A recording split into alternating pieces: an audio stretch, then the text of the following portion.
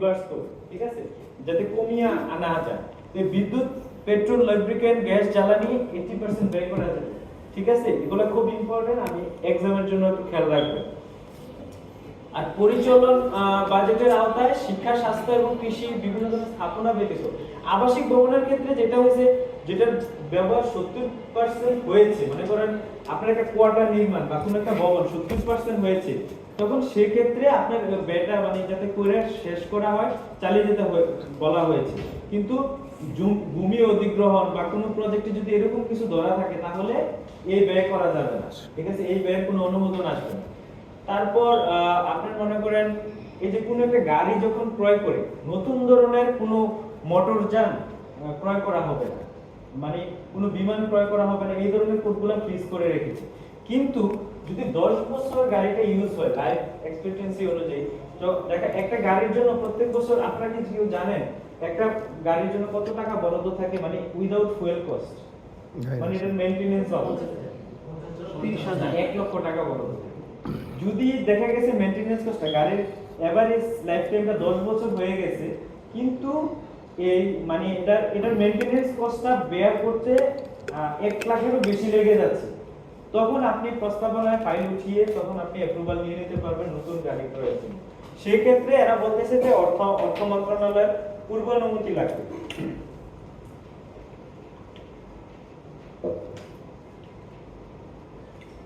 পরিচালন, এটা ছিল আমাদের পরিচালন বাজেটের ক্ষেত্রে।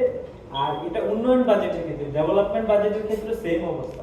দেখা গেছে কোন একটা প্রজেক্ট ডিজাইন করেছে 3 বছর বা 5 বছরে, ওই প্রজেক্ট এরিয়ার জন্য হ্যাঁ যেহেতু ব্যয় সংকোচন নীতি আমরা যে গভর্নমেন্ট অফিসে পালন করতে চাই, যেমন আমাদের ডিসেম্বরের আগে একটা বাজেট নিয়ে যাতে ব্যয় করা হয়, সেক্ষেত্রে এই দেশের এই পরিস্থিতিতে যে মিলিটারি সেনাবাহিনী জননিরাপত্তা যে ব্যয়টা বাড়বে, এটা বাড়া দরকার। ওদের গভর্নমেন্ট সার্ভিসের অনুসন্ধানে তো গভর্নমেন্ট দেশের যে কোনো কাজে মানে আমরা সেক্ষেত্রে তাতে ওভারটাইম দিলে এটা আমরা ব্যয় দিয়েছি, এটা না সেটা মানে এটা তো তার কিন্তু অভ্যন্তরীণ নিরাপত্তা দেখার বিষয় ছিল না, বহিঃশত্রুর হাত থেকে রক্ষা করার বিষয় তার ভিতরে ছিল, বুঝতে পেরেছেন। এখন তাকে কিন্তু অভ্যন্তরীণ পেট্রোলে লাগাচ্ছে, ঠিক আছে। এই কারণে তাকে আপনারা যেরকম ভাবে ওদেরও কিছু নীতিমালা নির্দেশনা আছে, আপনারা যেমন এই ট্রেনিং এর বা আপনার বেতনের বাইরে আপনি যখন ট্রেনিং এ আসছেন এক্সট্রা একটা পাচ্ছেন না, নবম শ্রেণী কর্মকর্তাকে 3 ঘন্টার অধিক যদি আপনি কোনো প্রশিক্ষণে নেন, তখন কিন্তু আপনাকে 900 টাকা মানে 1000 টাকা আপনাকে সম্মানী দিতে পারবে, আর অভ্যন্তরীণ হলে 600 টাকা, বুঝতে পেরেছেন। ঠিক সেরকম ভাবে ওদেরও কিছু মানে আছে, পলিসি আছে, যে জিনিসটা আসলে এর বাইরে সার্ভিসের এক্সট্রা বাইরে ওদেরকে পে করতে হয়। ওই ব্যয়ের পরিমাণটা কিন্তু এত বেশি না, ঘন্টায় 8 টাকা বা 10 টাকা 12 টাকা এরকম করে দিচ্ছে, বেশি কিন্তু দিচ্ছে না, মানে ওই তুলনায় কিন্তু অফিসারদের অনেক বেশি 1000 উপর পাচ্ছে, হ্যাঁ অফিসাররা আবার অনেক বেশি পাচ্ছে, ঠিক আছে। ওদের সিস্টেমগুলো স্ট্রাকচারগুলো মানে অনেক ডিফারেন্ট। যেমন লাখ টাকার উপরে বেতন না করে আপনাদের ফায়ারগুলোতে কর্মচারী এবং ইয়ার মানে দেখা গেল 400 টাকা 500 টাকা দিচ্ছে, 600 টাকা দিচ্ছে। আপনি খেয়াল করছেন, মানে আপনি ট্রেনিং করছেন, আপনার কর্মচারীও 60 ঘন্টা ট্রেনিং অংশগ্রহণ করছে, কিন্তু ওদের কিন্তু আবার ডিফারেন্ট, মানে অফিসার এবং স্টাফের মধ্যে বিস্তর ফারাক, বুঝতে পেরেছেন। এই জিনিসগুলো করে থাকে। আচ্ছা, এই যে এটা হচ্ছে প্রজেক্টের ক্ষেত্রে, আর প্রজেক্টের ক্ষেত্রেও সেম, ভূমি অধিগ্রহণ বাবদ মানে কোন একটা প্রজেক্ট ডিজাইন করবে, যে ভূমি ক্রয় কইরা তারপরে করবে প্রজেক্ট ডিজাইন, এই ধরনের কোনো অনুমোদন দেওয়া হবে না, ঠিক আছে। এই ইয়েগুলা থোক বরাদ্দ জিনিসে হ্যাঁ থোক বরাদ্দ বন্ধ থাকবে। আবার থোক বরাদ্দ বিষয়টা থোক বরাদ্দ হয়েছে হঠাৎ করে কোনো একটা এরিয়াতে মানে অনাকাঙ্ক্ষিতভাবে কোনো একটা এক্সপেক্টেড ঘটনা ঘটে গেছে, তখন থোক বরাদ্দ দেয় গভর্নমেন্ট, এগুলা ইয়েতে থাকে, মানে দেখা গেছে যে বরাদ্দের বাইরে, হ্যাঁ বরাদ্দের বাইরে, তখন থোক বরাদ্দ নামে আলাদা একটা কোড ধরা থাকে। ওই ব্যয়টা 56টা কোডের মধ্যে টোটাল ক্যালকুলেট করে 7,97,000 কোটি টাকা আছে, কিন্তু থোকে আমরা বাজেটটা নরমালি করে কি মনে করেন যে এই বছরে মনে করেন যে 2 কোটি টাকা এখন একটা খাতে ধরা আছে, আগামী অর্থ বছরে আপনি 5% বা 10% ইনক্রিজ করে থাকবেন। এই কোডগুলো যেগুলো আছে এগুলো স্টেপুলেটেড থাকে, কিন্তু আগামী অর্থ বছর যখন বাজেটটা রিভাইজ করে তখন থুকে যা আছে তাই থাকে, এটা ধরেই 2,97,000 করা হয়েছে। বাট এই ব্যয়গুলো যদি না করা হয় তখন কি হয় ওই যে আপনার ডিফিসিট সাইডটা তার হিট করতে হয়, কারণ ডিফিসিট এই যে 20,000 কোটি টাকা মাইনাস, এই যে লোনটা নিল এই লোনটা কিন্তু আপনার ইন্টারেস্ট রেট সহ পে করতে হচ্ছে গভর্নমেন্টকে। যখন তার টাকা নভেম্বর ডিসেম্বরে ঢুকতেছে তখন কিন্তু গভর্নমেন্টকে টাকা দিচ্ছে, ঠিক আছে। এখনো গভর্নমেন্ট কিছু মেকানিজম করছে, গভর্নমেন্ট মেকানিজম করছে বলতে কি এখন যে আইবাস সিস্টেম পিএল অ্যাকাউন্ট করা হয়েছে না, প্রথম বারের সিস্টেমটা কি ছিল মনে করেন 32 কোটি টাকা, 8 কোটি টাকা আমাকে প্রথম কোয়ার্টারে দিয়ে দিত, ঠিক আছে। এই যে জুলাইয়ের 1 তারিখে আমার 8 কোটি টাকা দিয়ে দিয়েছে, আমি তো অ্যাডজাস্টমেন্ট করব কখন, জুনে 2025 গিয়ে। এই 8 কোটি টাকা তো গভর্নমেন্ট কোন একটা ফান্ড থেকে মানে কোন একটা ব্যাংক থেকে ঋণ করে এনে দিতে হয়েছে এবং এটার ইন্টারেস্ট রেট বহন করা লাগতেছে।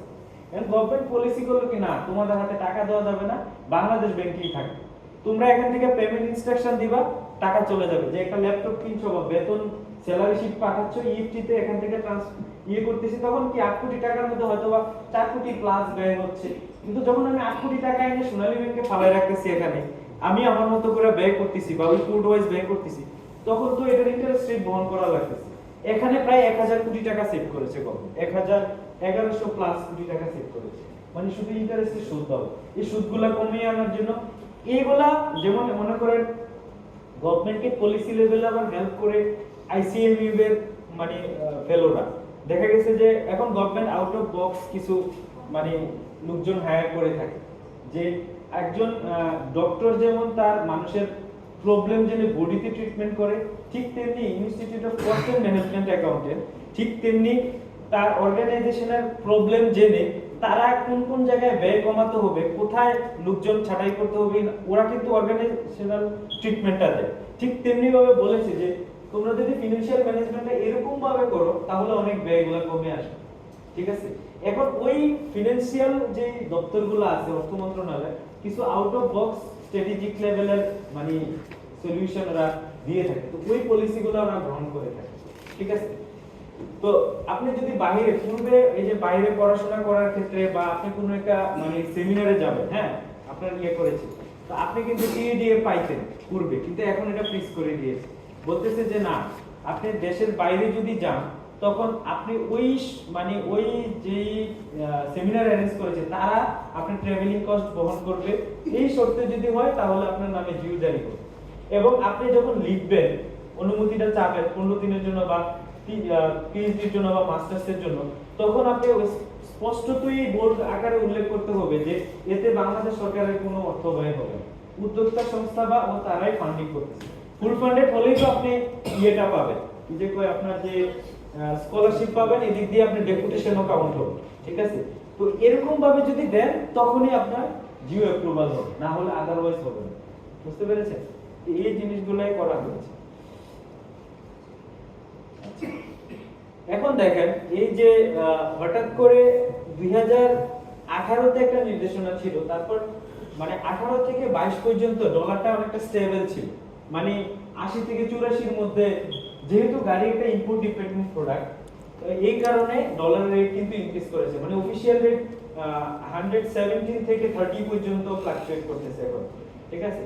এই কারণে গাড়ির রেট বেড়ে গিয়েছে। তো এখন সরকার পরিপত্র জারি না করলে গাড়ি আবার ক্রয় করা যাচ্ছে না, ঠিক আছে। তখন এই যে কারের জন্য জিপের জন্য, যেমন আমাদের জিজি মহোদয় যে গাড়িটা উনি গ্রেড 2 এর কর্মকর্তা, যে গ্রেড এবং গ্রেড 2 এর পর্যায়ে কর্মকর্তাগণ 1,45 লক্ষ টাকার গাড়ি ব্যবহার করতে, কিন্তু এই গাড়িটা কিন্তু 75 লাখ যখন কিনেছি আমরা ইয়ে থেকে প্রগতি থেকে, ঠিক আছে। এই 75 লাখ এই গাড়িটা, কিন্তু এখন এই পজিশনের ব্যক্তি যদি গাড়ি পারচেজ করে তাহলে 1,45 লাখ টাকা দিয়ে গাড়ি ক্রয় করতে পারে, ঠিক আছে। হ্যাঁ, কিন্তু পূর্ব অনুমতি নিতে হবে এই জিনিসগুলোর জন্য। আর ঠিক তেমনি জিপের জন্য 65 লাখ গ্রেড 3 থেকে তৎনিম্ন পর্যায়ে, মানে এই যে মনে করেন ক্লাস 1 এর যদি গাড়ি অ্যাসাইন থাকে মানে নবম গ্রেড থেকে, তাহলে 65 লাখের ভিতরে গাড়িটা ক্রয় করতে হবে, বুঝতে পেরেছেন। সে 65 লাখ টাকা দামে গাড়ি মানে এফোর্ড করতে পারবে, হ্যাঁ ঠিক আছে। এটা কিন্তু অর্গানাইজেশনাল পারচেজের জন্য, এটা কিন্তু অন্যগুলোর সাথে মিলাবেন না। মানে অন্যগুলা কোনটা, মনে করেন যে আপনি যে 30 লাখ টাকা যারা গাড়ি ক্রয়ের জন্য থাকে, বিশেষ করে এডমিন, পুলিশ আর এদিকে ইয়েরা পায়, আপনি জুডিশিয়ারি আর ব্যাংক অনুমোদন নিয়েছিল। তো 30 লক্ষ টাকা ওটার সিস্টেম হয়েছে, 30 লক্ষ টাকা আপনি যেদিন নেবেন তার 90 দিনের ভিতরে রিকন্ডিশন গাড়ি না, ব্র্যান্ড নিউ গাড়ি ক্রয় করতে হবে 19 এর মডেলের পরে। 19 এর মডেলের পরবর্তী মডেলগুলো কিন্তু হ্যাঁ, তো এই মডেলগুলোর মধ্যে এরপর আবার আপনি মনে করেন সাপোজ আপনার একটা মডেল পছন্দ হয়েছে যেটা 55 লাখ বা 50 লাখ, ঠিক আছে, তখন আপনি এই 30 লাখের সাথে প্লাস করে আপনি নিজের টাকা দিয়ে ক্রয় করতে পারবেন। এই 30 লাখ যে নিলেন, এই জিনিস কিছু কিছু হাস্যকর জিনিস ওরা পাস করাই নিছে। এটা হচ্ছে কি এরকম মনে করেন 30 লাখ টাকা দিয়ে আপনি গাড়ি ক্রয় করলেন, এটার মেইনটেনেন্স বাবদ আপনার 50,000 টাকা দেওয়া হবে। বুঝতে পেরেছেন? তো গভর্নমেন্ট অ্যাকচুয়ালি তাকে প্রায় 60 লাখ না 62 লাখ টাকা মানে ফিজিক্যালি দিচ্ছে, ঠিক আছে, কিন্তু আপনার সুদ হবে কত 16-17 হাজার টাকা, অনেকে 6-7 হাজার টাকা। এরপর সাপোজ গাড়িটা ক্রয় করে এনে কেউ মানে সাপোজ সে আল্লাহ না করে সে মারা গেল, এই লোন আবার মানে পে করতে হবে না। মানে নরমালি কি লোনটা যদি পে না করে আপনার জিপিএ বা আপনার পেনশন থেকে কেটে নেওয়া যাবে, কারণ 5 বছর পরে তো পেনশন হবে। কিন্তু এটা তারা এমন ভাবে পাস করে নিছে যে এখান থেকে কোনো হিট করবে না, এটা মাফ করা হবে, ঠিক আছে, ওইভাবে এটা পাস করাই নেওয়া হয়েছে, ঠিক আছে।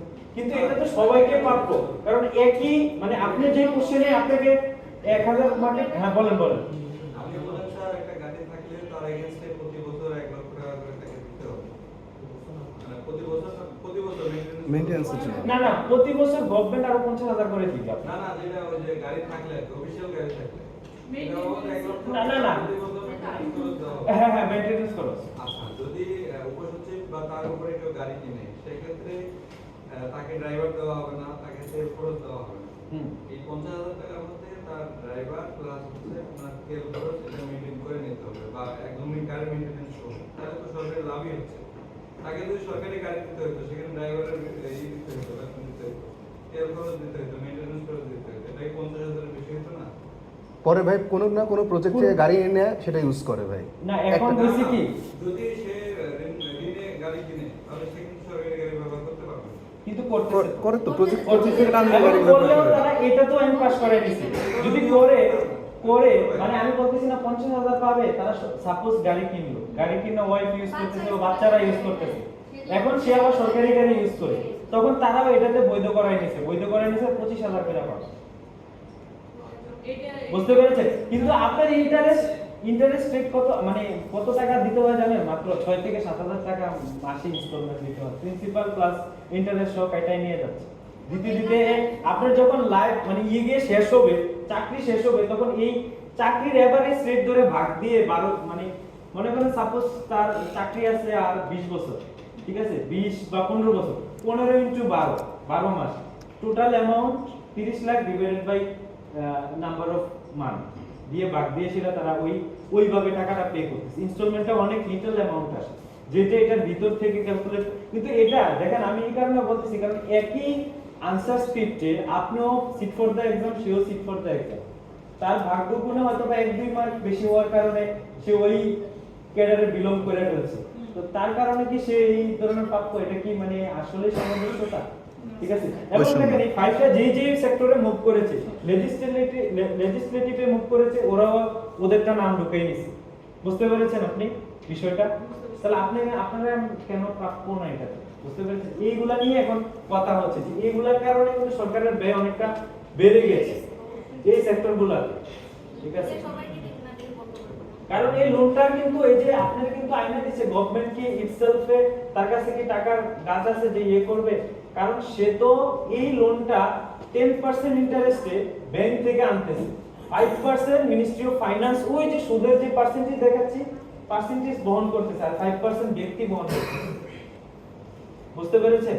তো এটা তো আপনার আমার ট্যাক্সের টাকাই, বাট এটা মিসম্যানেজমেন্ট হচ্ছে, এই জিনিসটাই বলা হচ্ছে। মোটরসাইকেল আগে ছিল 1 লক্ষ টাকা, এটা 1,40,000, মাইক্রোবাস 52 লাখ, আর অ্যাম্বুলেন্স 54 লাখ টাকার মধ্যে ভ্যাট সহ ক্রয় করতে পারবেন। এগুলো একটু দেখে নেবেন, সমস্যা নাই। আমি মেইন জিনিসটাতে যাচ্ছি। এখন 2017 সালে আপনাদের এই যে নববর্ষ ভাতা চালু করেছিল, ঠিক আছে, কিন্তু একটা সময় 2015 পূর্বে নিয়মটা কি ছিল? আপনি 100% পেনশন সমর্পণ করে পুরো টাকাটা, ওই যে বলে না পেনশন সেল করে দিয়ে পুরো টাকাটা নিয়ে নেন, তখন যখন নিয়ে নেন পুরো টাকাটা, তখন ওই ব্যক্তিটা কি কি জিনিস প্রাপ্য হয় জানেন? সাপোজ সে পেনশন সেল করে দিচ্ছে, সে কি পায় মাসে মাসে আর বছরে কি পায়? সে শুধু পায় 1500 টাকা হইছে গিয়ে চিকিৎসা ভাতা, আর সে তার বয়স যদি 65 ঊর্ধ্ব হয় তখন সে 2500 টাকা করে পায় চিকিৎসা ভাতা। আর যে ঈদগুলা হয় না বোনাস ফেস্টিভ্যাল, বোনাস কিন্তু ঠিক ছিল, ওরা কিন্তু ওদের বোনাসটা পায়, ঠিক আছে।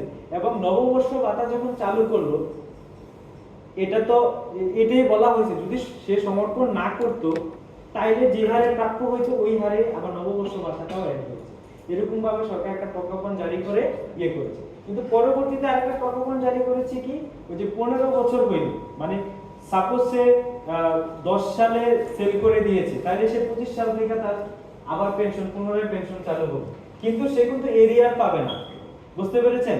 এই 10 থেকে 15 সে কিন্তু কোনো এরিয়ার পাবে না, ঠিক আছে, এভাবে প্রাপ্য হবে। এটা গেল, এটা গেল, এটা তো আইবাস প্লাস প্লাসে বদলে জন্য এটা জানেন। আচ্ছা, এই হাতটা আপনাদের যেহেতু রিসেন্ট কিছু প্রজ্ঞাপন জারি করেছে, আপনাদের হয়তোবা ওই এটা ইয়ে দিয়েছে, হ্যান্ডবুক দিয়েছে, এটাতে আপডেট নিয়ে আমি এটা রেখে যাব, ঠিক আছে। রিসেন্ট প্রজ্ঞাপন জারি করেছে, আপনাদের কোর্স শুরু হওয়ার পরে এই প্রজ্ঞাপনটা 29 জানুয়ারি জারি করেছে, বুঝতে পেরেছেন? তো এই কারণে আমি এটা এখানে ইনকর্পোরেট করতে পারি নাই। 2025 এ 15 লক্ষ টাকা, সাপোজ পূর্বে জানেন মানে এই অনেক কিছু স্ট্রাকচারার ছিল না, ওই লোকগুলাই বুদ্ধি দিয়েছে, এখান থেকেও ফাইন্যান্সিং করেছে, ঠিক আছে। এই যে মনে করেন 2015 তে আপনার বেতন সাপোজ এখন কত 22,000 টাকা স্কেল, ঠিক আছে। সরকারি বাজেট আমি আগে বলেছি যে 5% বা 10% ইনক্রিজ করে থাকে, মানে এই জিনিসগুলো আপনাদের 5% ইনক্রিজ করে না, কিন্তু হঠাৎ করে এমন কি ঘটলো যে আপনার বেতন 44,000 টাকা হয়ে গেল, মানে 11 থেকে কিন্তু 22 হয়েছে। যদি বলা হয় আগামী জুলাই থেকে আপনার বেতন মানে 44,000 টাকা, এই ফাইন্যান্সিংটা কোথা থেকে আসবে? এটা কিন্তু একটা চৌবাচ্চার অঙ্কের মতো, যে কেন একদিকে এদিকে ইমপ্যাক্ট ফলাইছে, আরেকদিকে অন্যদিকে ইমপ্যাক্ট ফলাইছে, ঠিক এখানেও একটা ইমপ্যাক্ট ফলানো হয়েছে। কিভাবে? আপনার 2015 তে বলা হলো, সার্কুলার জারি করলো যে ঠিক আছে তাহলে আপনি 50% পেনশন নিতে পারবেন, 50% জমা রাখতে হবে, মানে বাধ্য করে দিছে। এটা আবার কিছু কনসিকুয়েন্সে ঘটেছে, কারণ এশিয়ান কান্ট্রির পিপল অনেকটা লোভী, যার কারণে তারা পুরো টাকাটা নিয়ে কিছু লোভনীয় অফার আসে, ফিনান্সিয়াল অফার নিয়ে আসে, পুরো টাকাটাই ওর কাছ থেকে নিয়ে যায়, মানে সাস্টেনেবিলিটি না দেখে ওই জায়গায় ইনভেস্ট করে। এর মধ্যে সিপিডি একটা রিসার্চ করেছে 2009-10 দিকে শেয়ার মার্কেট ক্র্যাশ, ডেস্টিনি থেকে শুরু করে যত ফিনান্সিয়াল অর্গানাইজেশন গজিয়েছিল তাদের টাকাটা কিন্তু নিয়ে নিয়েছে, ঠিক আছে। হয়তোবা তার বড় ছেলে বা ছোট ছেলে তাকে যেভাবে হোক বুঝিয়েছে, সে কিন্তু নিঃস্ব হয়ে গেছে, তার কিন্তু এটার উপরেই ডিপেন্ডেন্সিটা আছে। তারপর থেকে সাজেশন করলো যে গভর্নমেন্ট পেনশন মানে পেনশন ভাতাই দিবে, পেনশনের অর্ধেক টাকাটা তার কাছে রাখবে একটা ফান্ডামেন্টাল ইনভেস্টমেন্ট হিসেবে, বাকি অর্ধেক টাকা আপনারা মাসে মাসে ভাতা হিসেবে দিবেন। এই যে আমাদের একজন ডিরেক্টর চলে গেলে অর্ধেক বিক্রি করলো, মানে অর্ধেক যখন আমরা দিই তাও 72 লাখ টাকা আসে, 72 থেকে 75 লাখ টাকা। এখন যদি তাকে পুরাটা দেওয়া হইতো তাহলে কত দেওয়া লাগতো, মানে 1.5 কোটি টাকা মতো। এই যে 70 লক্ষ টাকা গভর্নমেন্টের কাছে রেখে, গভর্নমেন্টের লিকুইডিটি বাড়ছে কিনা? গভর্নমেন্ট এদিক দিয়ে লিকুইডিটি বাড়াইছে, এদিক দিয়ে আপনার বেতন ইনক্রিজ করে দিয়েছে, টাকা কিন্তু এটাই আপনার সামনে, জাস্ট আপনার চোখের লোশনটা ঘুরিয়ে দিয়েছে। ফাইন্যান্সিংটা তো রাতারাতি এমন কিছু না মানে যে করে ফেলতে পারবে, বুঝতে পেরেছেন? এরকম ভাবে মেকানিজম ডেভেলপ করেন। তারপর এই যে ইন্টারেস্ট রেট, আপনি জিপিএফ এ 25% জমা করে করে যাচ্ছেন, আপনি যত অ্যামাউন্টে জমা হয়তো এটা পুরোটার উপরে মানে তার 13% করে দিতে থাকতো পর্যায়ক্রমিকভাবে। আগে সিস্টেমটা এরকম ছিল, কিন্তু এখন স্ল্যাব করে দিয়েছে যে আপনারা তো এখন জমা রাখতেছেন সর্বোচ্চ মনে হয় 8 এর নিচে, 8 লাখ 7 লাখের নিচে আপনাদের জিপিএফটা জমা আছে, এর বেশি তো আর জমা নাই। মানে এখন যে মানে 25% করে কাটাচ্ছে 22,000 বা 25,000 এর, আপনাদের তো নতুন চাকরি, মানে 3-4 লাখ 2 লাখ টাকা এরকম হবে না, ঠিক আছে, একবারে নতুন 4-5 জনের হবে। এই যে মনে করেন আপনারা যে জমাচ্ছেন এটা 15 লাখ পর্যন্ত সরকার দিবে 13% করে, 15 লাখের উপরে যখন হয়ে যাবে ফিগারটা, 15 লাখ থেকে 30 লাখ পর্যন্ত, সাপোজ আপনার 23 লাখ টাকা জমা আছে, প্রথম 15 লাখের উপরে 13%, বাকি মানে 8 লাখের উপরে 12%। তারপর যখন মনে করেন সাপোজ আপনার 35 লাখ করবে, প্রথম 15 লাখের উপরে 13, তারপর পরবর্তী 15 এর উপরে 12, আর বাকি 5 লাখের উপরে 11%। এখানে আপনার কাছে 1% মনে হলো 21 লাখ এমপ্লয়ির এই ফিগারটা কিন্তু বিশাল ছিল। 2005 এর আগে এটার অবস্থা আরো খারাপ ছিল, মানে এই জিপিএফ এ আপনি চাইলে এখন থেকে 5 থেকে 25% একটা স্ল্যাব করেছিলাম, পুরোটাই রেখে দিতে পারে। এন্ড করাপ্টেড যে এরিয়াগুলো ছিল তারা পুরোটা রেখে দিত, বেতন আর উঠে দিত। এন্ড গভর্নমেন্ট তো সুদ বহন করতে করতে জান বাড়িয়ে দিত। বুঝতে পেরেছেন?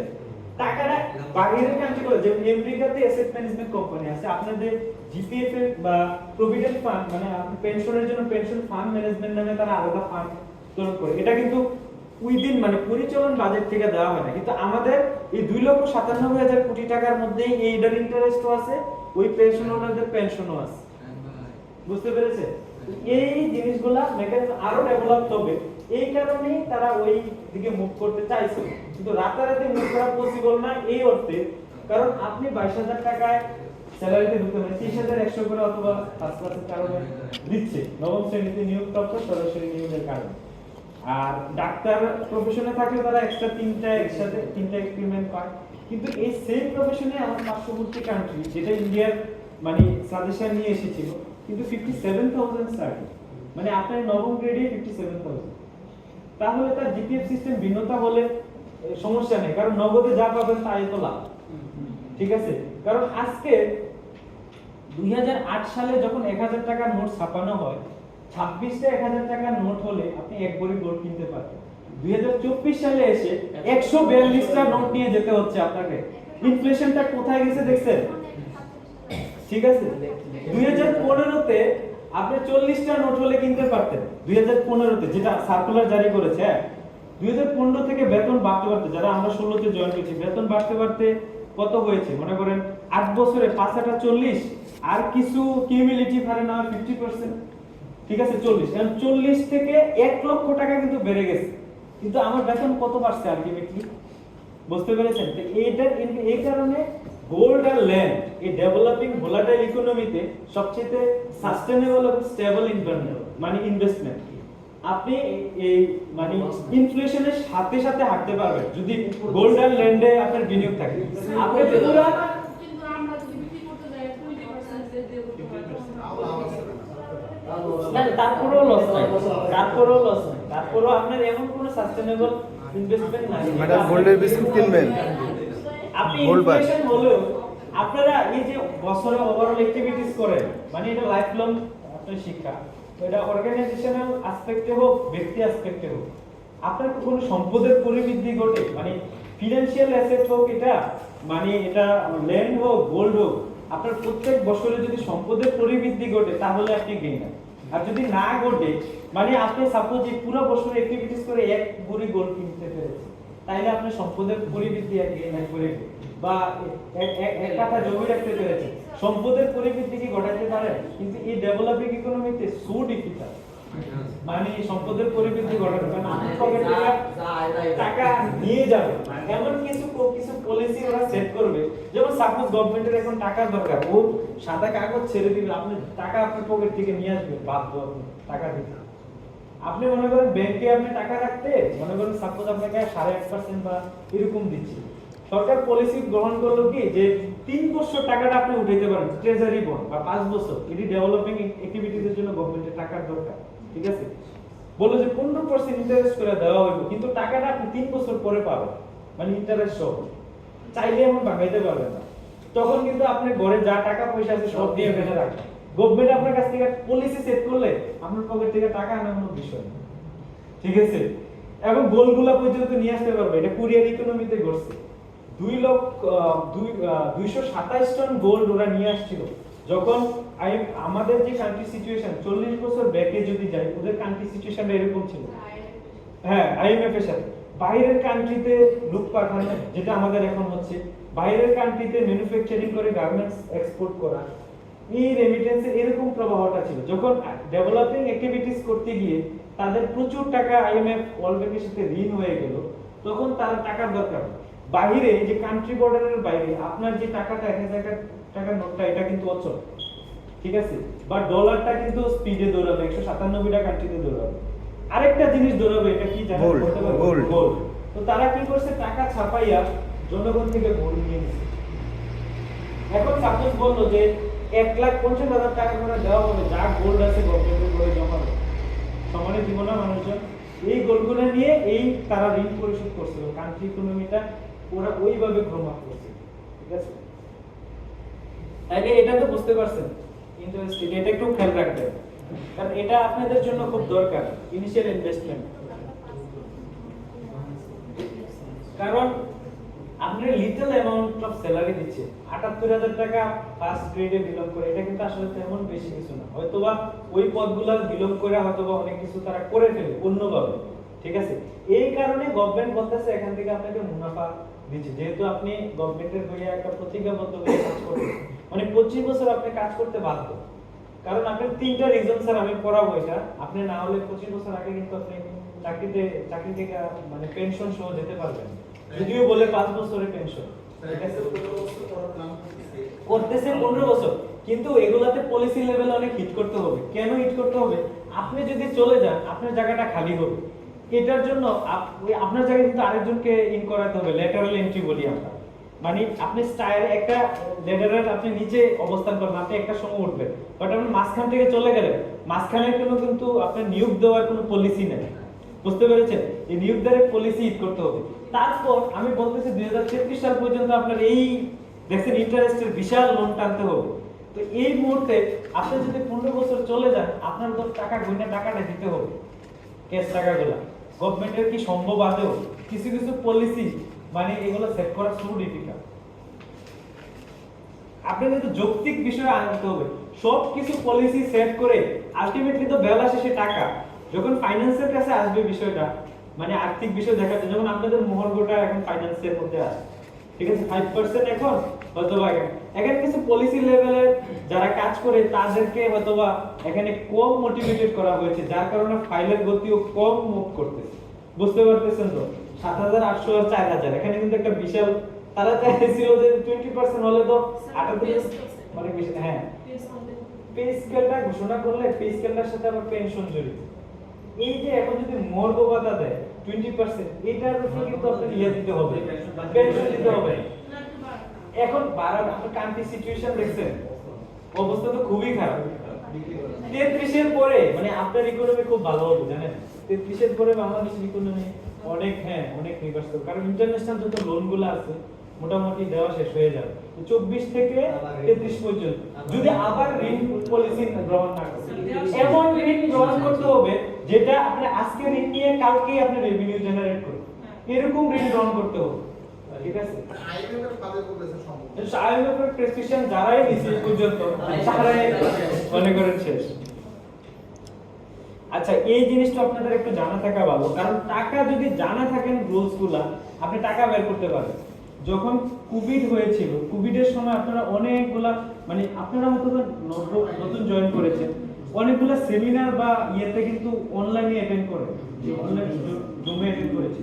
2018 তে সার্কুলার যে জারি করে, যেমন আপনারা এখন ফিজিক্যালি কখনো যান কোনো সেমিনারে, তখন আপনারা 1000 টাকা দেন, মানে 900 টাকা দেয় আপনারা, ঠিক আছে। এই সবগুলা ফি ঠিক থাকবে, কিন্তু আপনি যদি জুমে অ্যাটেন্ড করতেন, জুমে অনেক কিছু অ্যাটেন্ড করেছে অনেকে কিন্তু পায় নাই, শুধু আর্থিক বিধি না জানার কারণে, ফিনান্সিয়াল রুলস না জানার কারণে এই টাকাটা তো অ্যাডভান্স নিয়ে নেয়। তার মানে আপনি আজকে অ্যাটেন্ড করতেছেন, এই টাকাটা কিন্তু যে উদ্যোক্তা সংস্থা তারা এই ফিনান্সিয়াল যে অর্থ মন্ত্রণালয়ের সার্কুলারটা ডান পাশে রেখে বাম পাশে নোট লিখে কিন্তু আপনার এতজন পার্টিসিপেট করবে, টাকাটা অগ্রিম নিয়ে নেয়, তারপরে তো আপনাকে ক্যাশ দিয়ে দিচ্ছে। যদি রুলস না জানে সে কিন্তু বার করতে পারতেছে না, তার মাথার মধ্যে ঢুকে রয়েছে জুম মানি টাকা নেই, ঠিক আছে। অনেকে আবার দেয় না, বুঝতে পেরেছেন? অনেকে সার্টেন টাইমে অনেকে পায় না। তো এখানে দেখেন সেমিনার ওয়ার্কশপে অংশগ্রহণকারী অর্ধেক হারে সম্মানই পাবে, এটা তো বুঝতে পারছেন। পার্টিসিপেন্ট হিসেবে আপনি 900 পাওয়ার কথা এখন 450 পাবেন, আর বাকিগুলো সবে মূল প্রবন্ধ উপস্থাপক, কিনোট স্পিকার, আর সেমিনার বা ওয়ার্কশপ এনকোরিং যে করবে সঞ্চালক, সেমিনার ওয়ার্কশপে সহায়তাকারী সম্মানী থাকবে। আর এটা এই রেটটা একটু আমি দেখাচ্ছি, 2018 সালে যে রেটটা জারি করেছে এই রেটটা সেম থাকবে, শুধু এই 1000 টাকাটা 500 হয়ে যাবে। এখানে মূল প্রবন্ধ উপস্থাপক 3500, মূলত কি অ্যাকচুয়ালি সে 3500 পাবে না কত পাবে? 1750 টাকা পাবে। এটা 3150 টাকা, মানে 10%। এটা যদি আপনি কখনো আপনাকে বলা হয় যে ফাইলার আপনার বস আপনাকে বললো যে আপনি একটা সেমিনার করেন, সেমিনার অর্গানাইজ করে একটা বাজেট করে নিয়ে আসেন, এখন আপনি হয়তো বা এর উপরে ডিপেন্ডেন্ট হবেন, এও যে থাকবে, কিন্তু আপনি যখন এজ এ অফিসার এরকম রোল যে আছে, এই রোলটা যে সে মানছে কিনা, তখন আপনি কিন্তু এই জিনিসগুলো, এই কারণে ফাউন্ডেশন ট্রেনিংটাতে আপনাকে উদ্বুদ্ধ করে যে আপনি একটা সাইনিং ম্যাচুরিটি দেখার আগে, সাইন দেওয়ার আগে অন্ধবিশ্বাসে এই জিনিসগুলো মেইনটেইন করে দিছি না, তখন আপনাকে কিন্তু সে ইভালুয়েট করবে। যখন আপনি সবকিছুই সে দিছে, শেষের দিকে সে একটু মানে ঝামেলা করছে, সে বুঝতে পারে না, আপনি একটা যখন ক্রেডিটেটে লিখে দিবেন তখন কিন্তু আপনাকে ওইভাবে মূল্যায়ন করবে, না হলে সে বলবে আমি তো স্যারেরা চালাই, বুঝতে পারছেন, তার ভিতরে এরকম একটা গ্রুম আপ করবে। বাট এই জিনিসগুলো যে আছে মিনিস্ট্রি অফ ফাইন্যান্সের ওয়েবসাইটে, আমি এই জিনিসগুলো একটু দেখানোর চেষ্টা করছি আপনাদের, ঠিক আছে? এই মূল প্রবন্ধ উপস্থাপক এবং এটার অ্যাডজাস্টমেন্টটা যখন দিবেন, এই যে সে তো সাইন করে দিবে 3150 টাকা, বাকি 350 টাকা কি করবে? এটা ওই যে আমরা সোনালী ব্যাংকে এই চালানের মাধ্যমে আমরা জমা দেব, বা ডাইরেক্ট জমা দিয়ে দেব, এবং চালানের কপিটা ওর কপি 3150 আর 350 এটা দিয়ে আমরা অ্যাডজাস্টমেন্ট দিয়ে দেব, একবারে সহজ।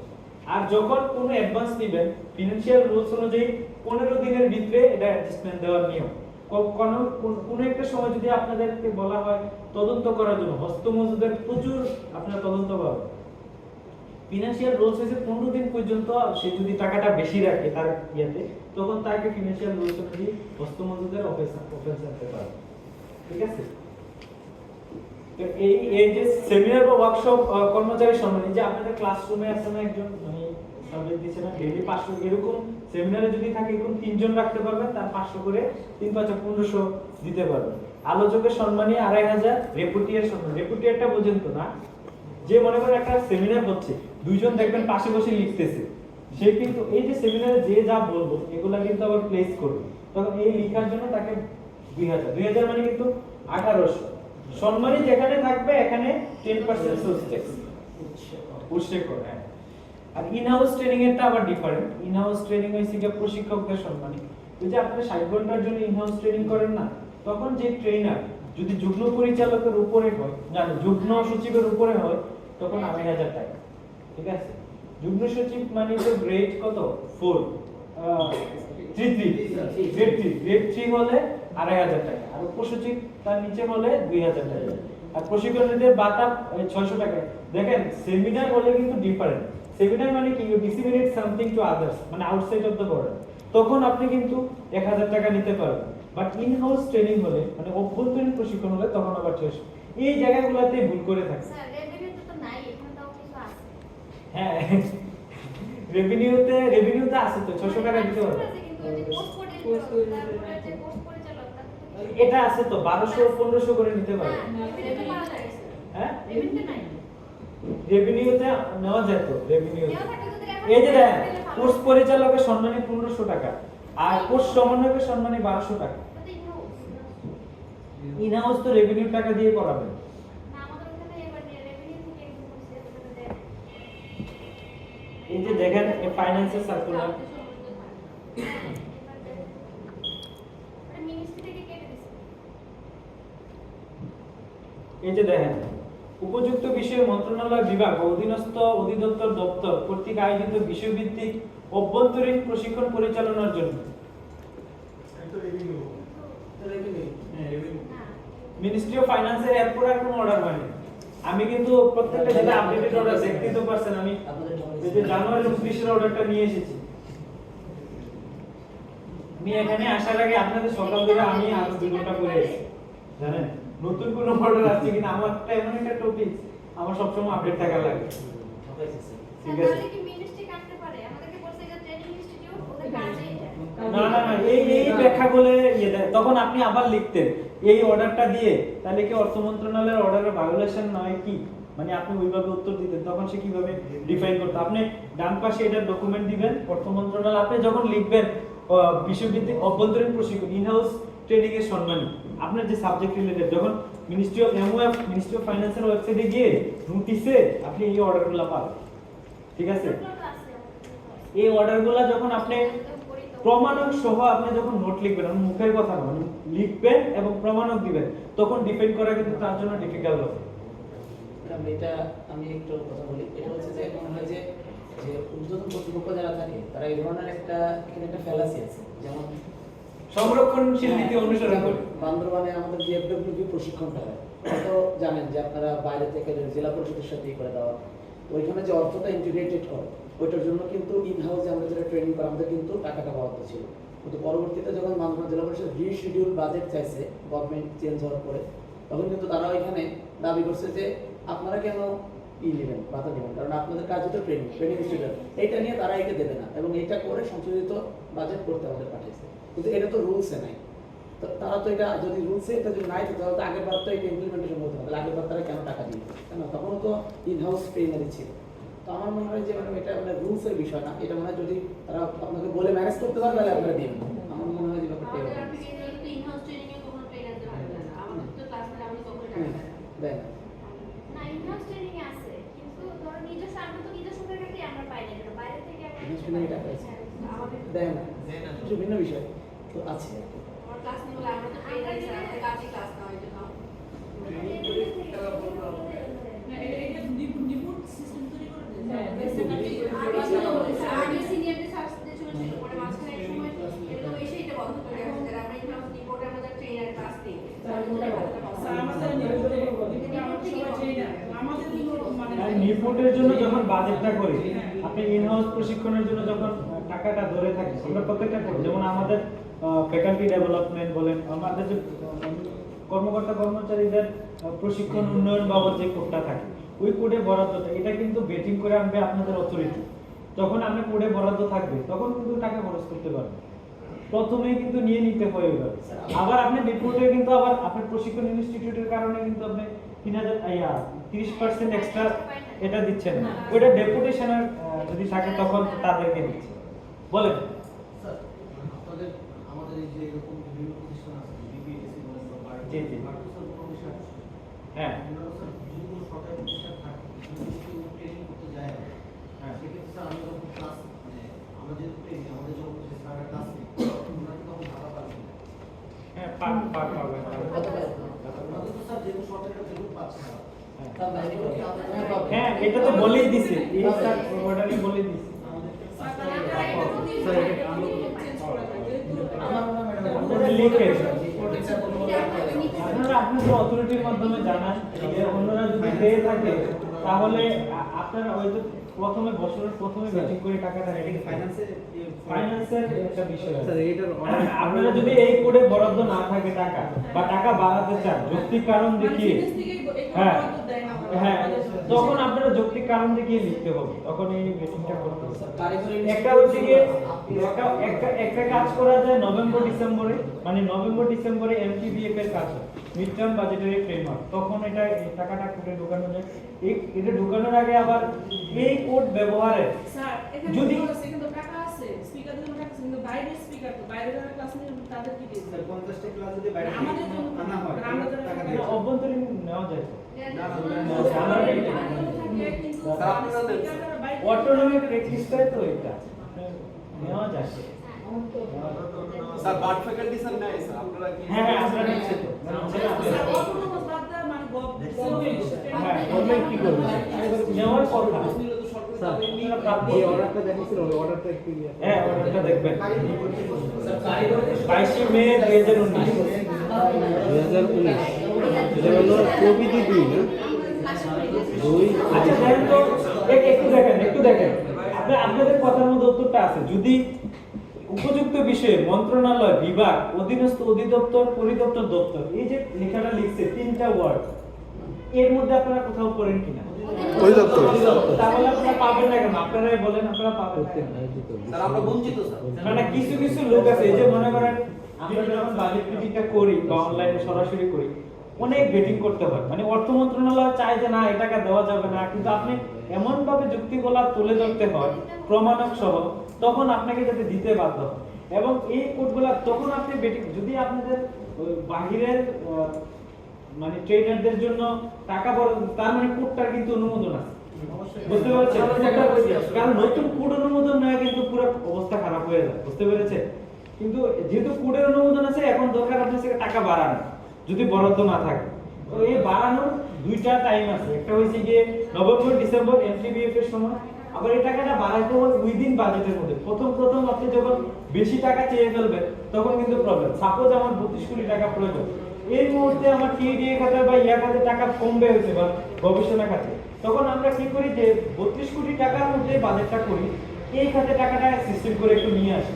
যখন আপনি কোনো রকমে কনভিন্স করে নিতে পারবেন, এই যে সিল লেগে গেল 5 লাখ টাকা থেকে 35 লাখ করে ফেললাম কোনো একটা খাত থেকে ওই দিন বাজেট থেকে নিয়ে আসা, এর পরবর্তী বছর কিন্তু 35 লাখের 10% আমি ইজিলি বাড়াই দিতে পারি, তখন কোনো কথা আসতেছে না। এটা একটু টেকনিক্যাল অ্যাপ্রোচে যাওয়া লাগে। এখন হুট করে আপনি এমন বাজেট চাইলেন যেটা আপনার বাজেটকে এক্সিড করলো, অন্য জায়গা থেকে গভর্নমেন্ট কাইটাই না দেওয়া লাগতেছে, তখন হ্যাঁ বাজেট বলেন। স্যার আমাদের আসলে ইনহাউস আর এর মধ্যে একটু পার্থক্য আছে আমার মনে হয়। কারণ সে ইনহাউসে আমরা 500 টাকা লাঞ্চের জন্য দিই, আবার 80 টাকা সকাল থেকে 40 80 টাকা নাস্তার জন্য দিই। রেভিনিউতে ওই 500 টাকাও নেই, শুধু 80 টাকা আছে। না দিতে পারবেন তো, দিতে পারবেন। এই যে মনে করেন এখানে তো বলা আছে, এই যে এটা আপনি তো ওই ইয়াটাকে ফুলফিল করে, এই যে দেখেন প্রশিক্ষণার্থীদের চা নাস্তা 40 টাকা ইয়ে, মানে এটা কিন্তু 2 বেলা, হ্যাঁ। আর হচ্ছে দুপুরের খাবার দিনব্যাপী হলে 500 টাকা। এখন দিনব্যাপীটা কিভাবে ব্যাখ্যা করি, মানে আপনি যদি প্রোগ্রামটা 3 ঘন্টার উপরে, একটু লিসেন শুনবেন, মানে আপনার প্রোগ্রামটা যদি 3 ঘন্টার বেশি হয়, 3 ঘন্টার বেশি আপনার প্রোগ্রামটা এমন ভাবে ডিজাইন করবেন যেন 3 ঘন্টার বেশি হয়, তখন আপনি 580 টাকা ইয়ে করতে পারবেন, ঠিক আছে? মানে আপনাদের এই অনুযায়ী আমাদের ট্রেনিং গুলো চলে, আমি খেয়াল করছি। হ্যাঁ, খালি এটাই ফলো করে। তাহলে আমাদের টাকাটাই যায়। এই যে আমি একটু বলতে চাই, কোর্স সম্বন্ধে ফিটাও দেওয়া হয়। হ্যাঁ, সবই ট্রেনিং করে টাকা পাই দিয়েছে, যে ট্রেনিং হচ্ছে স্যার আপনাদের হচ্ছে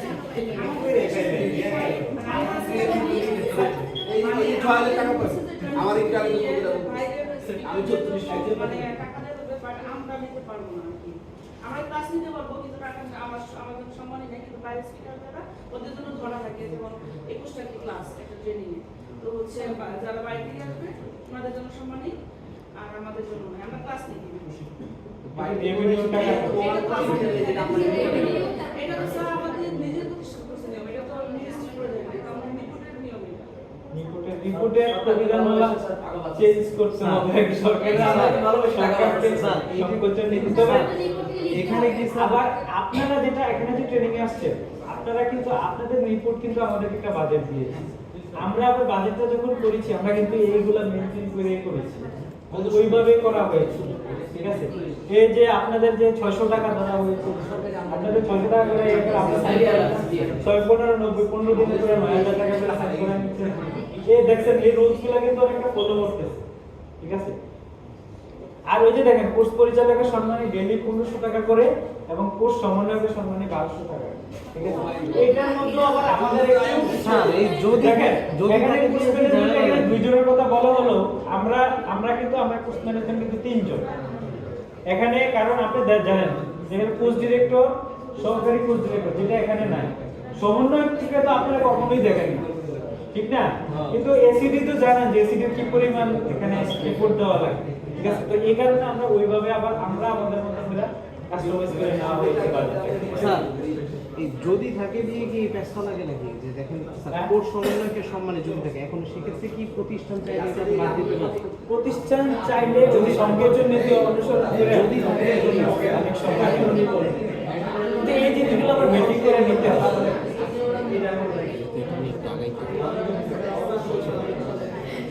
আচ্ছা এটা আবার মনে করেন প্রজেক্টের ক্ষেত্রে কিন্তু ভিন্নতা আছে। প্রজেক্টের ক্ষেত্রে আবার কোর্স ডিরেক্টর অনেক টাকা নিতে পারে, এই যে আরে সম্মানী ভাতা প্রতি কোর্সের জন্য এককালীন 6000, সম্মানী ভাতা প্রতি কোর্সের জন্য এককালীন, কোর্স কোঅর্ডিনেটর 4000। আর এখানে একটু ভিন্নতা আছে, রিসোর্স পার্সনের জন্য 1150 টাকা করে নিতে হবে, ঠিক আছে?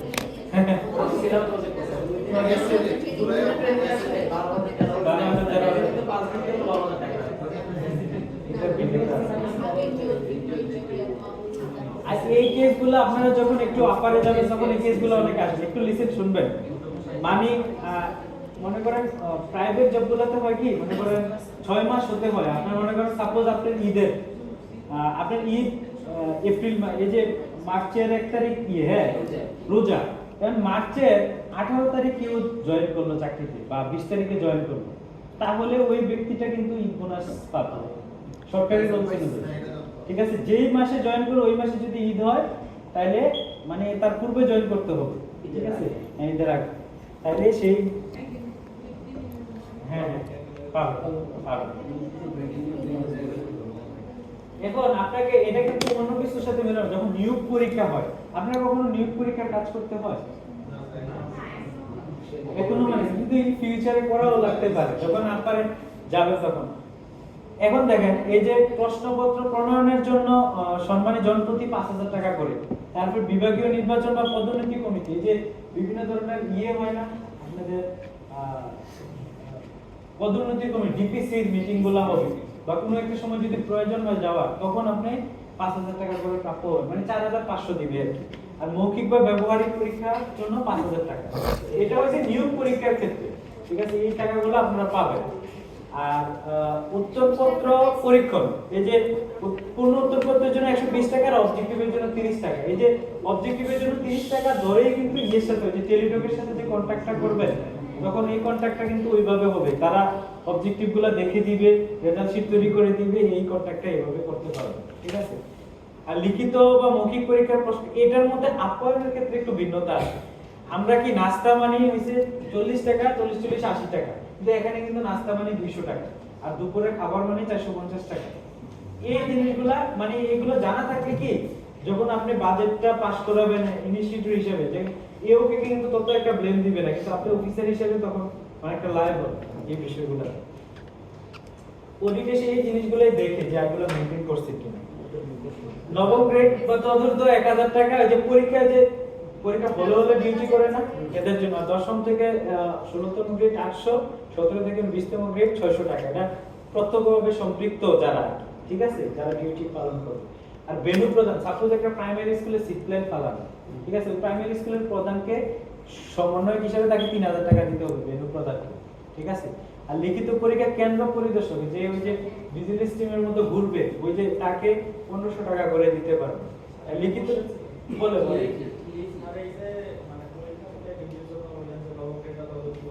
তারপরে 10 থেকে 16 বা 17 থেকে 20, কারণ সাপোজ কোনো একটা অফিসিয়াল স্টাফ নাই বা আউটসোর্সিং এর মাধ্যমে কাজ চালাচ্ছে, তাদেরকে এই টাকাটা দেওয়া যাবে না। ওই গ্রেডের মধ্যে ডিলপ করতে হবে। আপনি এই গ্রেড আউটসোর্সিং তো এগুলো চাইলে, যেমন কি মনে করেন আপনার, আমি অন্তটা বলতেছি বসে, আমরা এই যে মনে করেন দেয় যে মানে নাম নাকি এই যে ইলেকশন কমিশন বা অনেক সময় কি করে লুক নাই, আবার মনে করেন ডিউটি কিন্তু শুধু বারডি করে না, এই যে ওই জায়গার মধ্যে ওই স্কুলের টিচারদেরকে কিন্তু আমরা লিস্ট নিয়ে নিচ্ছি, ওই টিচাররা দায়িত্ব পালন করতেছে। ঠিক তেমনি যখন ইলেকশনের সময় তখন কিন্তু চিঠি দিয়ে তারা সোর্সিং করতে পারে। আর আপনি কিন্তু চাকরিতে প্রতিজ্ঞাবদ্ধ, আপনি গভর্নমেন্ট যে পজিশনে দেখলে কেন আপনি সার্ভ করতে পারবেন, ঠিক আছে। তো এই কারণে কিন্তু ইলেকশনের ডিউটিতে কিন্তু সহজে কেউ যাইতে পারে, কারণ যে পেন নিয়ে যাওয়া লাগে, মানে রাতে ঘুমানো থেকে শুরু করে, মানে সো ডিফিকাল্ট একটা টাস্ক, এই 7200 টাকার কোনো দরকার মনে করি না। মানে 2টা দিন আপনার পুরো জান মানে এই কথাগুলাই এই রুমটাতে হয়েছে। আর তুফাইল স্যার যখন আসছে এই রুমটাতেই আমরা কথাগুলো বলেছি যে এখানে কিছু মানে সংস্কার আনা দরকার। মানে কতটা অসহায় থাকে একজন প্রিসাইডিং অফিসার। আমি মানে মেয়র ইলেকশন করেছি, ইলেকশনও করেছি, বিশেষ করে জানেন যে আমাদের আসন সবচেয়ে আলোচিত আসন, বাহাউদ্দিন বাহার আর সূচনা, এই দুইজনের আসনে মনে করেন আমাদের পুরো খবর ছড়ে গেছে। আপনার প্রত্যেকটা জিনিস এবং আমাদের কথাগুলোর সাথে সাংবাদিকের কথাগুলো মিলে যাচ্ছে। এখন উনি এটা ঘুরে দিছে। আমি মিজান স্যার আর এডিসি স্যার যখন গেছিলাম লাস্টে, যে গতদিন যে রিপোর্টটা পাবলিশ করছে, এর আগেই আমাদের কাছে কয় আপনারা যেহেতু বার থেকে আসছেন, স্যার দুজনই পাবলিকের দেখেন তো আমার কোনো মানে কোনো সমস্যা আছে কিনা উনি প্রেজেন্ট করছে। উনি ইলেকশনগুলা মানে এমনভাবে সাজিয়েছে যে গ্রামের একবারে লোকাল লেভেলের যে 3টা টায়ার, উপজেলা, জেলা এবং ইউনিয়ন, 3টা টায়ার একসাথে ইলেকশন করে। এই কারণে যে যার নিয়ে ব্যস্ত থাকে, মানে জেলার নেতারা উপজেলা এসে যেটা করে আর কি ইলেকশনটা করে দিয়ে যায়, যার যার আগের গুছাবে, বুঝতে পেরেছেন? উনি এমন ভাবে ডিজাইনটা করেছে। আর সেন্ট্রাল ইলেকশনের আগে এটা হবে, মানে এরকম ভাবে প্রস্তাবনা দিয়েছে। এখন জনগণের হাতে এটা পৌঁছে দিবে, যেহেতু কালকে সাবমিট করেছে। তা আমাদের কথাগুলো উনি নিয়েছে, মানে এই জিনিসটা দেখলাম। তো লিখিত পরীক্ষার আসন বাবদ 2 টাকা করে সিট প্ল্যান যে বসায়, এটার জন্য 2 টাকা করে বরাদ্দ। আর লিখিত পরীক্ষার উত্তরপত্র তৈরি 5 টাকা, আর বিবিধ কাগজ কলম বাবদ 5000 টাকা, এটা রাখতে পারবেন। আর সরকারি আকাশপথে যে বিদেশে ভ্রমণ স্থগিত, আপনি যদি মনে করেন ডোমেস্টিক এয়ার ইউজ করেন, আপনি যখন 5th গ্রেডের অ্যাবভ হবেন তখন আপনি ডোমেস্টিক এয়ারের ফি বিল সাবমিট করতে পারবেন, ঠিক আছে। ওই যেই ফেয়ারটা, এই ফেয়ারটা আপনি সাবমিট করে ডাবল দিয়ে নিয়ে যেতে পারবেন। মানে ডোমেস্টিক এয়ারে থেকে। আর এখন বর্তমানে আপনি নবম গ্রেডে আছেন, প্রথম 200 কিলোমিটারের জন্য 15 টাকা করে, 200 কিলোমিটারের ঊর্ধ্বে যা যায় এক ট্রিপে তা 12 টাকা করে আপনি নিতে পারবেন। তাই গ্রেডের ক্ষেত্রে ভিন্নতা আছে। তো এই ক্ষেত্রে বলা হয়েছে যে ওই যে আপনার ইকোনমিক ক্লাস ব্যবহার করার জন্য প্রথম শ্রেণীতে ভ্রমণ না করার জন্য বাইরের কান্ট্রিগুলোতে যখন যাবেন, মানে ওই ইয়েতে মানে ডোমেস্টিক এয়ারও মানে এটা বলা হয়েছে। আর এটা হয়েছে কি ম্যাটারনিটি লিভের ক্ষেত্রে মেয়েদের, এটা হচ্ছে মনে করেন সাপোজ কারো 3 মাসের একটা বেবি আছে, ঠিক আছে, সে চাকরিতে জয়েন করছে, সে কত মাস পাবে জানেন? 3 মাস। পরবর্তী 3 মাস মানে ব্রন টু 6 মান্থ, ঠিক আছে, ম্যাটারনিটি লিভ এটা ক্লিয়ার করা হয়। মানে বেবি অনেকদিন আগে জন্ম আগে ওই দিন থেকে ওই দিন থেকে পরের দিন না না মনে করেন আমি এই কারণে এটা ক্লিয়ার করেছি বিষয়টা, এটা হচ্ছে সাপোজ 3 মাসের বেবি হয়ে গিয়েছে, মানে 3 মাস হয়ে গেছে বেবিটার এজ, আগে চাকরি ছিল না বা আজকে সে জয়েন করেছে, আমি কিন্তু ওইটা বলতেছি না যে 6 মাস তো পাবেন, এটা তো আপনার মাথায় আছে, মানে আপনি চাকরিরত আছেন, একটা হচ্ছে চাকরিরত আছেন তখন বেবি হয়েছে, তখন ব্রন টু 6 মান্থ পাবেন, এটা তো জানেন। এটা বলতেছি না, আমি বলতেছি যে আপনার মানে অনেকে হয় না বিয়ে হয়ে গেছে তারপর চাকরি হয়েছে, বিয়ে হয়ে গেছে বাচ্চা হয়েছে, এখন বাচ্চাটার বয়স 2 মাস বা 3 মাস, ঠিক আছে, তখন আপনি চাকরিতে জয়েন করেছেন, ওই যে বর্ন সার্টিফিকেট দিয়ে বাচ্চা, তখন আপনি ওই বর্ন থেকে 6 মান্থ পাবেন, ঠিক আছে, সেই ক্ষেত্রে আপনি বাকি 4 মাস বাকি যে 4 মাস থাকে ওটা পাবেন। আর এটার জন্য আমরা জনপ্রশাসন সংস্কার কমিশনে আমরা এটার জন্য লিখেছি, যেমন কোনটা এটা হয়েছে কি শিক্ষকেরা যদি পিএইচডি ডিগ্রি অর্জন করে মানে চাকরি লাইফে, তাহলে সে 3টা ইনক্রিমেন্ট পাবে, ঠিক আছে, অন্য প্রফেশনে যারা আছে আবার তাদের জন্য এটা না। সাপোজ বার্ডের কেউ পিএইচডি ডিগ্রি অর্জন করলো, মানে তার জন্য এই 3টা ইনক্রিমেন্ট নেই, যেমন ডক্টররা প্রফেশনাল ডিগ্রির জন্য, পিএইচডি তো ডক্টর অফ ফিলোসফি, সে একটা ফিলোসফিতে বিলং করে থেকে তাকে প্রফেশনাল ডিগ্রি দেওয়া হয়েছে, তো সে যদি অন্য অর্গানাইজেশনগুলোতে বিলং করে তাকেও যেন 3টা ইনক্রিমেন্ট দেওয়া হয়, এই ধরনের সংস্কার কমিশনে আমরা লিখিত প্রস্তাবনা দাখিল করেছি এই জিনিসগুলো। এটা এখন বর্তমানে পায় শিক্ষা ক্যাডার, অন্য ক্যাডাররা পায় না, ঠিক আছে। আচ্ছা একটু ফাস্ট গেলে হ্যাঁ, টিআরএল পিরিয়ড অপশন উত্তর ছুটি, মানে আপনার 59 চাকরি বর্তমান বিধি অনুযায়ী 59 বছর পূর্ণ হলে 12 মাস কিন্তু আপনাকে মানে পোস্ট রিটায়ারমেন্ট লিভ মানে পেনশন পাওয়ার আগের সময়টা আর কি, তখন আপনি কি পাবেন? এই 12 মাস চাকরিরত থাকা অবস্থায়